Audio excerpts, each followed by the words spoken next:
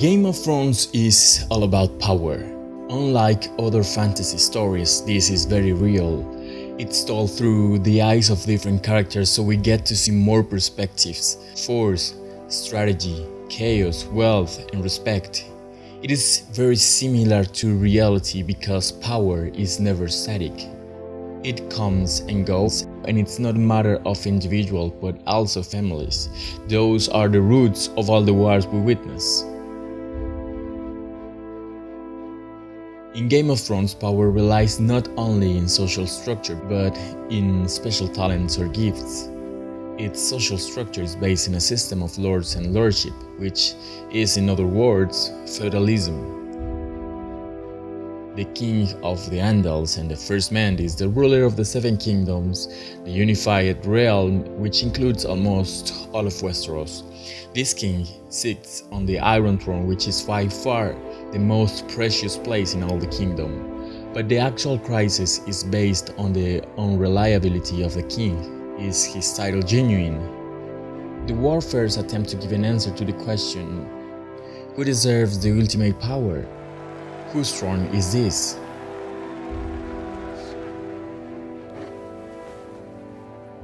Power resides where men believe it resides. Social theorists classify the power in various categories, all of which are spread among the characters, each one with a special talent, making it harder to determine who is going to get away with murder.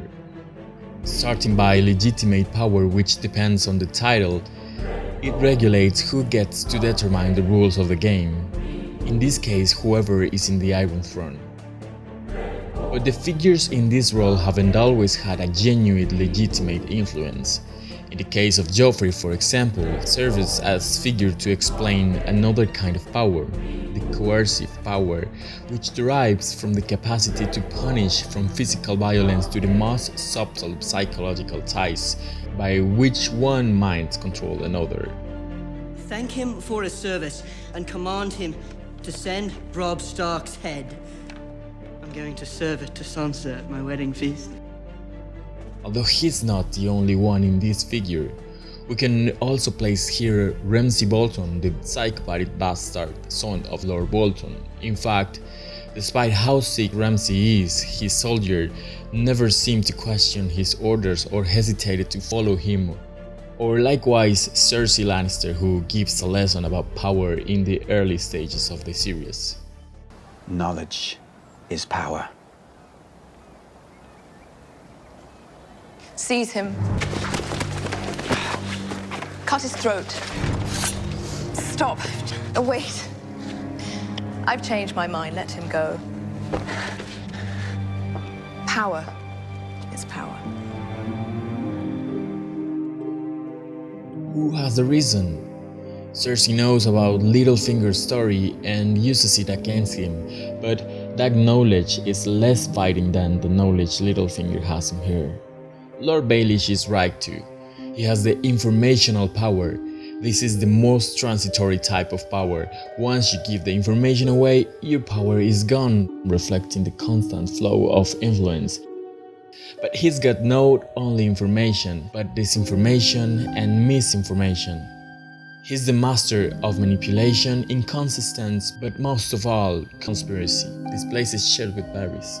He's the spider weaving his web, collecting information and rumors and living for it. But what do we have left once we abandon the lie? Chaos. Chaos isn't a pit. Chaos is a ladder. Let's make a stop and highlight what both of these characters share: a past far from power. In the social system of Game of Thrones, it's incredibly difficult to scale in. Either you are born in a powerful family or a simple peasant with no aspiration to grow. But these two characters are skillful social climbers, illustrating what information and strategy can do. While Varys plays the game of Westeros, Littlefinger plays the game for himself.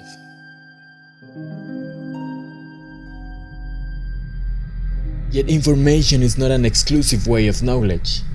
Expertise is also a quality that bestows power, and to prove it, Tywin Lannister his prestige. 19 years as Hand of the King, and then one more year until his death, and the fortune well known in the kingdom. People will always follow credible, knowledgeable experts, but they will also follow those who are capable of giving rewards. However, the rewards are not always economical. Freedom can be great compensation as well. Daenerys Targaryen, also called the Breaker of Chains for giving freedom to the slaves of Astapor, is one of those natural leaders with reverent power. It means power achieved through respect and love, one of the most sincere forms of power that, together with Jon Snow, make of them the more likable and consistent leaders of Game of Thrones.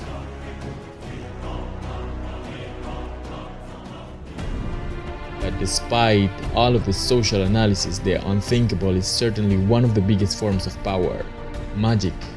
We're heading to a climax with few rules and where everything could happen. All of the former information can shatter in pieces once we get to see the power of magic confronted. There will be no wealth, information or respect that can be opposed. Who is going to get in the Iron Throne?